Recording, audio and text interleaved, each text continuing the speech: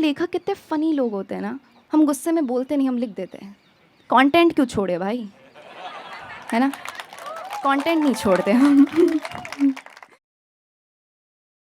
Exaggerate नहीं करी, सच बता रही हूँ। मैं 8 महीनों से इस दिन का इंतज़ार कर रही थी, क्योंकि मुझे ऐसा लगता है कि कुछ चीज़ों का इंतज़ार करना और उसका मुकम्मल भी हो जाना हमें एहसास दिलाता है कि कायनात ना खूबसूरत चीज़ें करती रहती है। वो खूबसूरत चीज़ें करती रहती है। सब्र करके देखो तो जनाब, अपने हाथों से सारा काम करके छोड़ के तो देखो जनाब, ज़िंदगी खुद प्रूव करने आएगी कि ज़िंदगी फेयर प्ले करती है। ऐसा मैंने सीखा है। तो 22 साल की हूँ और मेरा ऐसा मानना है कि जो भी लोग 2000 के बाद पैदा हुए ना, वो निहायती कंजूस होते हैं। सच में, क्योंकि ना तो वो प्यार देते हैं और ना ही वो प्यार लेते हैं। वो प्यार को सब्जी वाले का धनिया समझते हैं कि भाई साहब थोड़ा फ्री में दे देना, हमें थोड़ी तो ज़रूरत है मगर हम पैसे नहीं देंगे और एफर्ट भी नहीं डालेंगे। Also, we as generation, don't you think we Gen Zs highly rely on second chances? हमें ऐसा लगता है कि जो भी चीज़ पहली बार में ठीक नहीं हुई, वो फिर दोबारा लौट के ठीक करी जा सकती है। ऐसा हमें लगता है, और शायद उसे भी लगता था, जो मेरे दिल को तोड़कर इस शख्स को शायर बना गया। तो इसलिए मैंने लिखा था उन सारे लोगों के लिए जो पहले ज़िंदगी से खुद चले जाते, फिर दोबारा लौटने की बात करते हैं कि तुम ना लौट जाना, कि तुम ना लौट जाना, पर फिर मुड़कर वापस मत आना। तुम्हें मेरी कमी काटेगी, इसका अंदाज़ा तो पहले दिन से था कि मेरी जैसी कहाँ मिलेगी, तुम जैसे हो उसी से इश्क कर बैठेगी। कि मेरी जैसी कहाँ मिलेगी, तुम जैसे हो उसी से इश्क कर बैठेगी। वक्त ना हसीन चीज़ है, वक्त ना हसीन चीज़ है, किस्मत की लकीर जैसी तेज़ है। पलटता देखा है काफ़ी बार, उसने भुलवा दिया है तुम्हें मेरे यार। उन ज़ख्मों में भी अब मलहम लग गए हैं, तुम्हारे आना होने में अब दिन भी आराम से कटते हैं। पीछे जाने से शायद कायनात रोक रही है, कुछ तो है जो इस दिल को खबर दे रही है कि तुम्हें एक बार जाने देने की मेरे में क्षमता तो थी, कि तुम्हें एक बार जाने देने की मेरे में क्षमता तो थी, मगर हमारी कहानी को फिर से दोहराने की अब मेरे में हिम्मत नहीं बची। अब मेरे में हिम्मत नहीं बची। नहीं बचती ना हिम्मत कभी कभी। कुछ लोग हमारी ज़िंदगी में आते हैं और वो इतनी एनर्जी लेके चले जाते हैं कि फिर उस सिचुएशन में रहने की हमारे पास हिम्मत नहीं बचती, हमारे पास क्षमता नहीं रहती। और मैंने ये समझा है कि प्यार का भी बहुत अजीब दस्तूर होता है। प्यार का इतना अजीब दस्तूर होता है भाई साहब, जब तक प्यार की आदत ना लगे तब तक गाड़ी ठीक चलती है। जैसे ही प्यार की आदत लग जाती है वैसे ही इश्क को ग्रांटेड ले लिया जाता है। मेरी दादी भी कहती थी कि जब कुछ मीठा बनाए ना खाने में, तो ज़रूरत से थोड़ा कम बनाना चाहिए, वो ज़्यादा स्वादिष्ट लगता है। जैसे प्यार का भी तो चले जाने के बाद और रिश्तों का भी तो टूट जाने के बाद हमें ज़्यादा समझ आता है।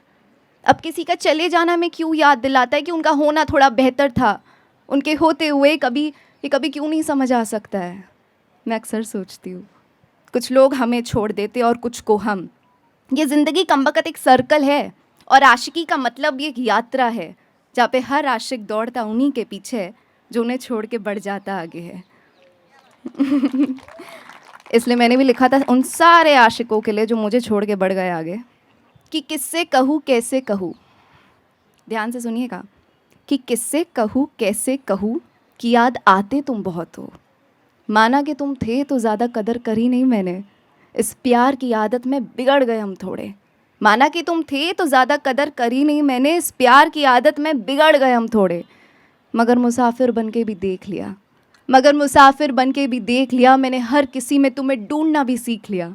अब झूठ बोलूँगी अगर ये नहीं कहा कि बीत गई कहीं बरसाते, कि बीत गई कहीं बरसाते, मेरा प्यार अब तक नहीं भीगा। वो अब भी वैसा गुलाल है जैसा तुमने उसे बेघर करके छोड़ा। कि बीत गई कहीं बरसाते, मेरा प्यार अब तक नहीं भीगा, वो अब भी वैसा गुलाल है जैसा तुमने उसे बेघर करके छोड़ा। अब किससे कहूँ कैसे कहूँ, तुम ये बताओ कि बहुत याद आते हो। आज भी बरसातों में तुम्हारी एक कप चाय बना के इंतज़ार में रख देती मैं बगल में हूँ। आज भी बरसातों में तुम्हारी एक कप चाय बनाकर इंतज़ार में रख देती मैं बगल में हूँ।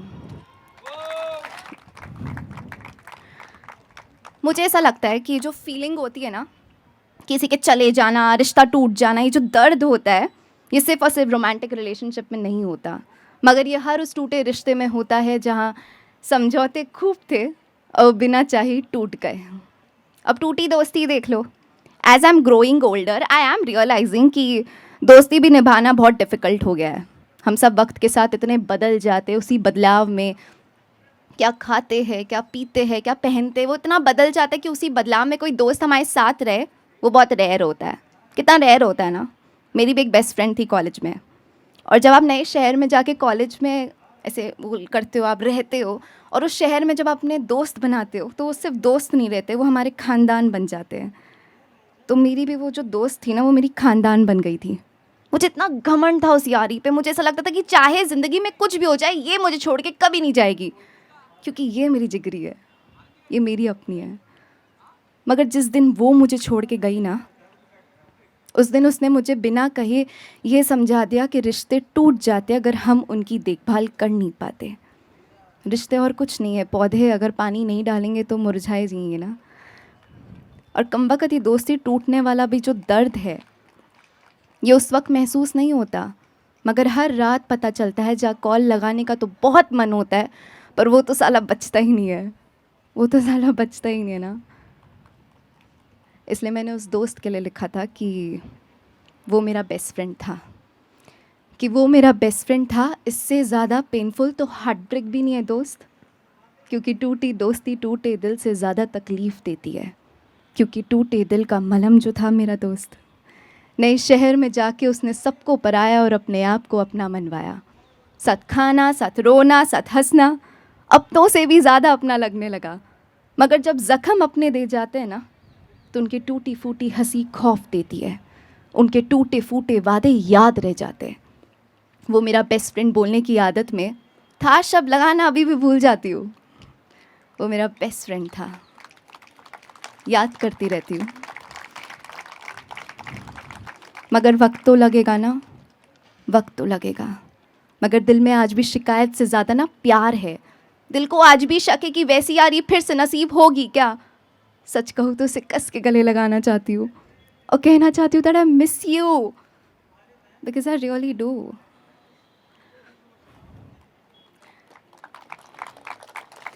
ज़िंदगी भर में हम सब ज़िंदगी भर में कितने रिश्ते तोड़ देते हैं ना, बिना ये जाने कि ज़िंदगी कितनी छोटी है, बिना ये पहचाने कि ज़िंदगी कितनी छोटी है। और शायद जितना हम जीते उतना ऊपर वाला भी हमें कहीं ना कहीं समझाता रहता है कि बहुत कम वक्त है तुम्हारे पास यहाँ, इसलिए जितने भी शिकवे है, उम्मीद है, भरोसा है, नफ़रत है, वो सब यही रह जाना है, सब पीछे ही छूट जाना है। और बचेंगे तो बस कुछ नहीं, वो कुछ पल जिन्हें सोचते सोचते हम रात को सो जाएंगे। वो बस कुछ यादें जिन्हें हम याद करके मुस्कुराएंगे। और यादें कितनी खूबसूरत होती है, ये जानना हो तो किसी बुज़ुर्ग से ज़िंदगी के बारे में पूछ के देख लेना। कहते हैं यादों की अहमियत अक्सर बढ़ जाती है समय ख़त्म होते वक्त, मगर अगर अभी भी जवान हो ना तुम और समय बचा हो तुम्हारे पास, मुझे लग रहा है सबके पास है समय काफ़ी, तो ये ज़रूर सुन लेना। लिखा था मैंने ज़िंदगी के लिए, लिखा था मैंने तुम्हारे लिए, कि उम्र बीतने में वक्त कहाँ लगता है जनाब, कि उम्र बीतने में वक्त कहाँ लगता है जनाब, छोटी सी तो ज़िंदगी है, अब उसमें भी किसी से पूछ के छुट्टी लेने पड़े तो क्या फ़ायदा, खुद के लिए वक्त निकालने से पहले 1000 बार सोचना पड़े तो क्या फ़ायदा, अमीर होकर यादों में गरीब निकले तो क्या फ़ायदा। फ़ायदा क्या है ये बताओ, किसी और से अगर हम कंट्रोल होने लगे तो ऐसी ज़िंदगी का मकसद बताओ। खुल के जो हंसा नहीं सके उन दोस्तों का क्या फ़ायदा, प्यार में जो हद पार कर नहीं सके उस इश्क का क्या फ़ायदा, उस दौलत का क्या फ़ायदा जो अपनों के कभी काम नहीं आ पाया, उन सपनों का क्या फ़ायदा जो हमें जगा नहीं सका, जिस छत के नीचे सुकून ना मिले उस घर का क्या फ़ायदा, जिनके कंधों पे हम रो ना सके उस रिश्तों का क्या फ़ायदा। क्योंकि उम्र बीतने में वक्त कहाँ लगता है जनाब, क्योंकि उम्र बीतने में वक्त कहाँ लगता है जनाब, छोटी सी तो ज़िंदगी है, अब उसमें भी कमबख्त हैप्पी एंडिंग ही ना मिले तो क्या फ़ायदा, तो क्या फ़ायदा।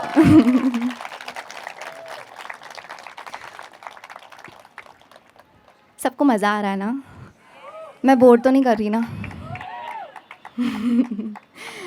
तो ज़िंदगी बहुत छोटी है और अक्सर ये जब बीत जाती है, जब ख़त्म हो जाती है, तब जाके समझ आता है यार जिए ही नहीं पाए हम लोग। एक समय आई थिंक सबसे ज़्यादा जिया है अपन सब ने मिलकर, दैट इज़ आवर बचपन।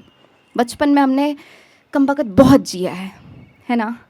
याद है बचपन में हम सबको एक निकनेम दे दिए जाते थे, from the things we resonated the most. मुझे भी दे दिया था वेरी जजमेंटल सा निकनेम। और हमारे आसपास के लोग को ये समझ नहीं आता, ये जो निकनेम होते हैं ये अक्सर एक लेबल बन जाते हैं from the things we resonated the most. अब जैसे मोटू, गोलू, गबरू, चाहे बचपन से लेके आज तक में बेचारे कितने भी पतले हो जाए, वो आज तक सबकॉन्शियसली ये सोचेंगे कि वो मोटे हैं, क्योंकि हर शादी में उन्हें बुलाया जाता है, मोटू थाली लेकर आना, दादी जी उसने वेट लॉस कर लिया है, उसके नाम से बुलाओ। मगर नहीं, हमारे लोग इमोशनली इंटेलिजेंट नहीं हो सकते, ये मुझे समझ आ गया है। तो मुझे भी दे दिया था वेरी जजमेंटल सा निकनेम, क्योंकि मैं ऐसी लड़की हूँ कि मुझे ना बारिश में भीगना पसंद है, कभी कभी यूं ही तेज़ हंसना पसंद है। अब हंसते हंसते रो देती हूँ और डिसीजंस दिमाग से ज़्यादा दिल से ले लेती हूँ। उन सारे एक्सेस को दोस्त बना के रखा है मैंने। और कभी कभी इतना बिंदास जीती हूँ कि किसी को समझ नहीं आती मैं। इसलिए बचपन से लेके आज तक मुझे सब कहते रहे, समझदार बन, बड़ी हो, कितनी इमेच्योर है तू। ये इमेच्योर सुनते सुनते ना मैं एक दिन इतनी इरिटेट हो गई कि मैंने भी लिख डाला। हम लेखक कितने फ़नी लोग होते हैं ना, हम गुस्से में बोलते नहीं, हम लिख देते हैं। कंटेंट क्यों छोड़े भाई, है ना, कंटेंट नहीं छोड़ते हम। तो मैंने भी गुस्से में लिख डाला कि इमेच्योर हूँ, आज तक सुनती आई हूँ उन लोगों से जिन्होंने मेरी हंसी को मेरी हस्ती से कहीं ज़्यादा ऊपर रखा। क्योंकि मैं खुल के हंस लेती हूँ ना, लोगों को उनके हिसाब से कहीं ज़्यादा इज्जत दे देती हूँ, खुली आंखों से बेखौफ होकर सपने देख लेती हूँ, बातों बातों में औरों से ज़्यादा भरोसा कर लेती हूँ, उन टूटे रिश्तों में भी कहीं ना कहीं दोस्ती ढूंढ लेती हूँ, गुस्से में गालियों की जगह मुस्कुरा के रो लेती हूँ, आवाज़ में दबाव नहीं है, नज़रों में कातिल अदा नहीं है, सच बताऊँ तो एटीट्यूड की सख्त कमी है, दिल मासूम है पर दिमाग तुमसे कहीं ज़्यादा होशियार है। इमेच्योर का टैग देने वालों को ना असल में तो फोमो है, उन्हें बेखौफ होकर ज़िंदगी जीने का हमारे जैसा अनुभव कहाँ है। Thank you so much.